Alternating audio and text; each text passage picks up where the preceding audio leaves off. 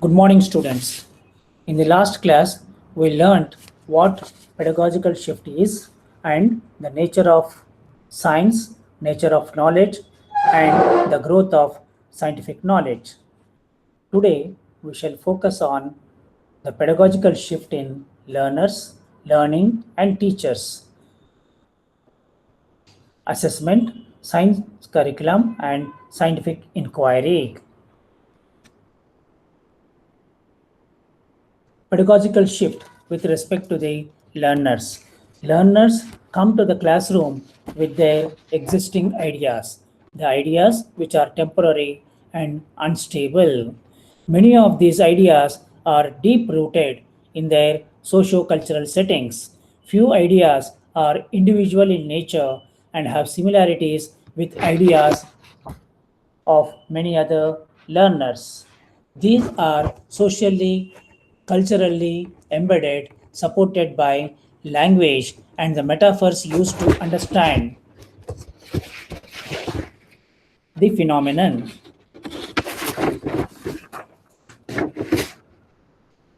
Sometimes the ideas are very contrast and are at odds with the scientifically accepted ideas.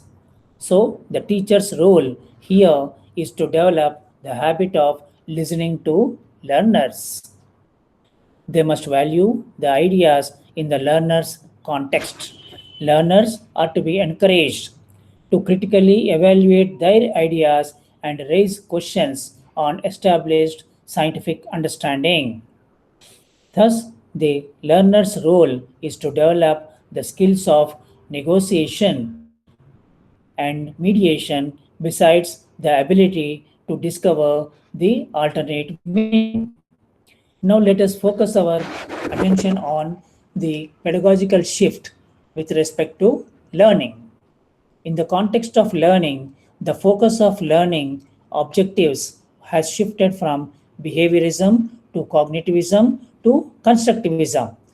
A debate exists on the nature and the focus of learners' conceptions. This debate has two dimensions: the nature of students' learning and socio-cultural view of the explanations for the learners' ideas. First, the nature of students' learning and the nature of learning is compared to their intuitive conceptions. This can be explained from individual and social constructivist perspectives. The individual conceptual view of learning is highly personal and is a very broad approach theorized by Yoon Piaget, while the constructivist perspective is given by Lev Vygotsky, which is of social in nature. Vygotsky, who considered community at the centrality of knowledge production. He emphasized the role of conversation to challenge the model of discourse of science and the perspectives to interpret scientific evidences. This will provide a richer way of looking at the learner's world. Secondly, explanations generated for the learners in a socio-cultural view is known as situated cognition. Learners feel that the knowledge acquired in the classroom as school knowledge, while that they learn outside the classroom is general knowledge. So they compartmentalize the knowledge. Here, social constructivism and the situated cognitivist perspectives facilitate the learners in constructing knowledge. Now let us focus on the teachers. The child-centered pedagogy gives primacy to children's experiences, their voices, and active participation in a teaching learning process. This pedagogy nurtures learners' curiosity and provides conducive learning atmosphere with meaningful learning experiences. Thus, the teacher's role is to involve learners actively in the teaching learning process. The learner's capabilities and potentialities are viewed as dynamic, which will be developed through self experiences. So, teachers must encourage them to reflect and test their ideas with the peers and teachers.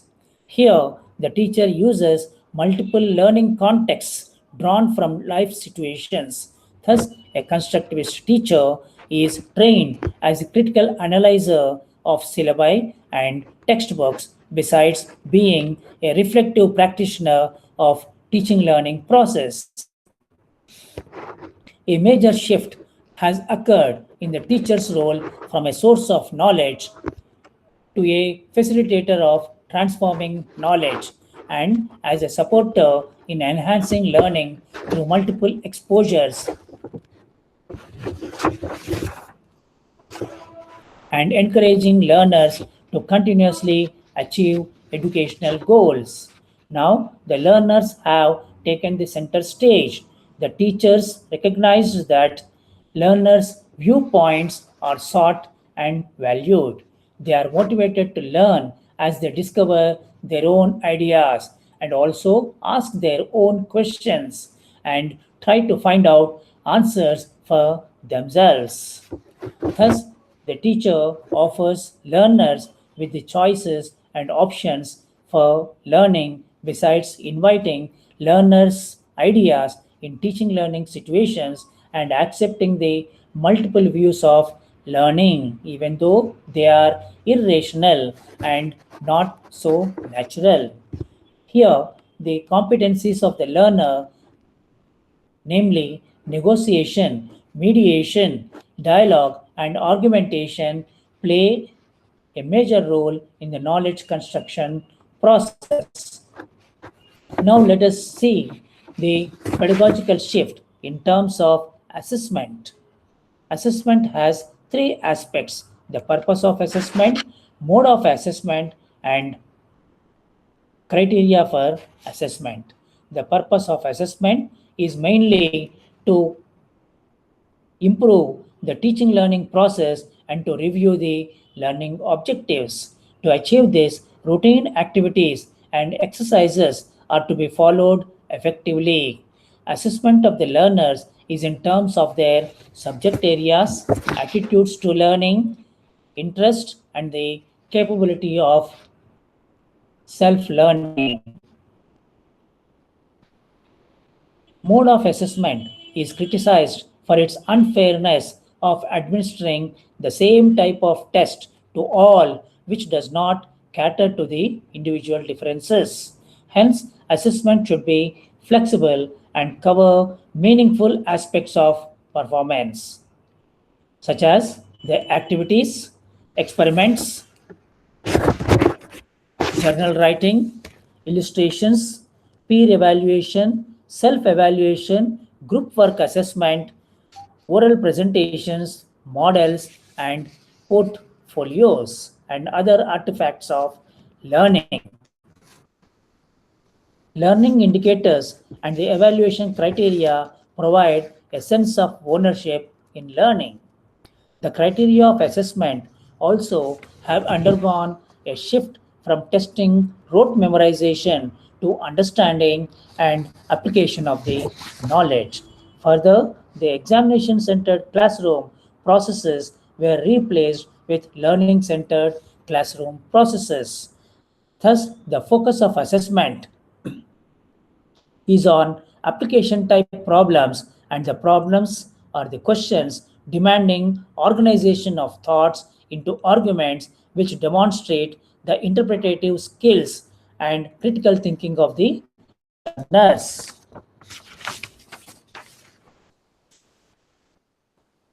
Now, we'll understand the pedagogical shift in the area of science curriculum and scientific inquiry. There are three approaches for the transaction of science curriculum in schools. In 1960s and 1970s, implicit approach was prevalent where students doing science felt they automatically understand the nature of science and scientific inquiry. This included the hands-on activities and the instruction of process skills such as observing, inferring, etc.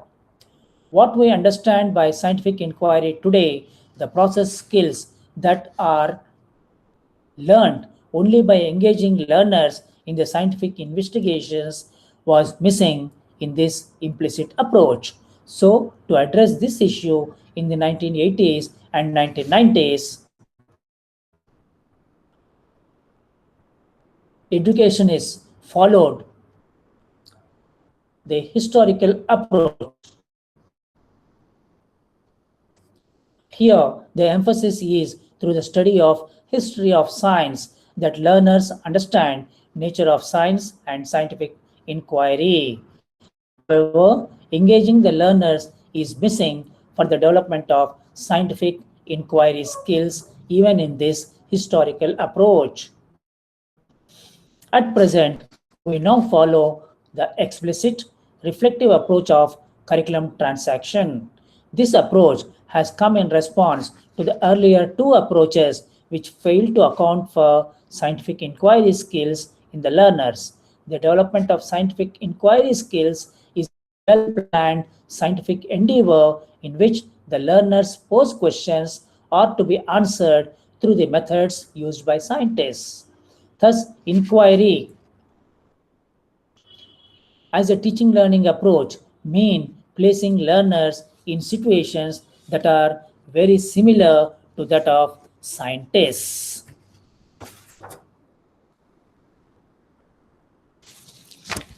The science curricula should engage the learners in raising questions and encouraging the investigations and the processes of science. So, science curriculum emphasizes the merging of classroom experiences with experiential construction of scientific knowledge outside the classroom. Thus, the present curriculum incorporates the shifts that are recommended by National Curriculum for Framework 2005 and the State Curriculum Framework 2011. The pedagogical shifts that have occurred due to the intervention of National Curriculum Framework 2005 are depicted in this table. The teacher-centered approach is moved to learner-centered teaching learning process. The fixed design process is shifted to flexible process of learning, and the teacher control of the classroom is shifted to control by the learners. The teacher's role of guidance and monitoring of learning is changed to facilitation, support, and encouragement for learning. The passive reception of learning is moved to active participation of the learners. Learning within the four walls of the classroom has been shifted to the learning in the wider social context and outside the classroom. Knowledge, which was viewed as given and fixed, is now being treated as evolving and changing continuously. So now we learn the knowledge as dynamic, which is not fixed.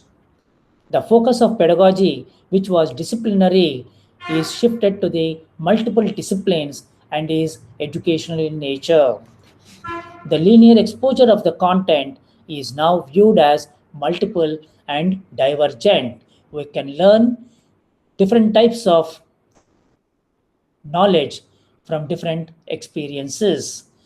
So also the assessment, which was very short and few, shifted to the assessment from multiple aspects and continuous and comprehensive evaluation, which is multifarious and continuous. To sum up, the pedagogical shift has occurred with respect to the learners, learning, and teachers. The learner is the center of education, and their ideas and the context in which they originated are valued. The active participation of the learners is emphasized in a socio-cultural context. The teacher's role is to develop the habit of listening to the teachers.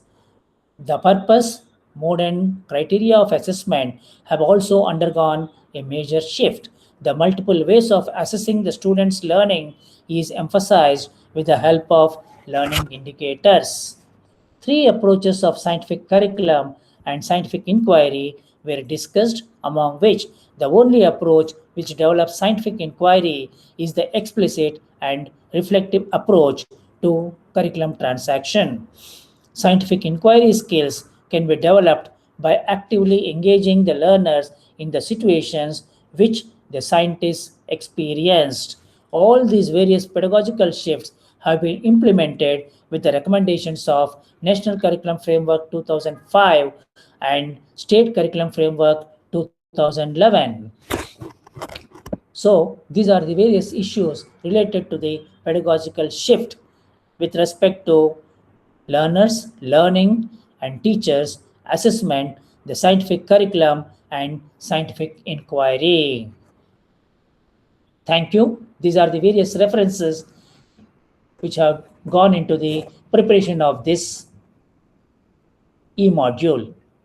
Thank you once again.